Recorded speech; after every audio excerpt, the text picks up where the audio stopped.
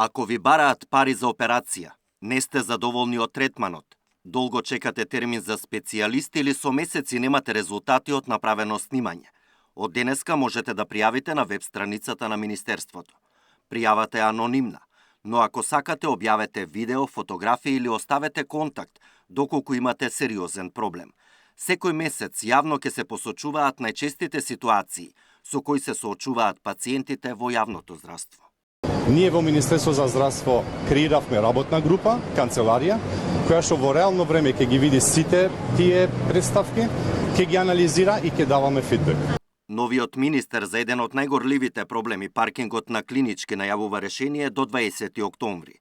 Вчера на влада поминала информацијата да продолжи соработката со градски паркинг Скопје, но предпријатието има обврска да го уреди и дигитализира просторот, да воведе нов паметен систем со сензори, но и да воспостави евиденција дали и колку слободни паркинг места има уште на влезот. Бидејќи во втората фаза можеби ќе се оптимизира бројот на возила, бидејќи паралелно со таа втора фаза оди фаза на намалување на пациентите од примарно, секундарно до терцијално здравство, така да ќе ги следиме бројките, ако има потреба ќе одиме на трета фаза креирање на и градење на катна гаража внатре во клиничкиот центар.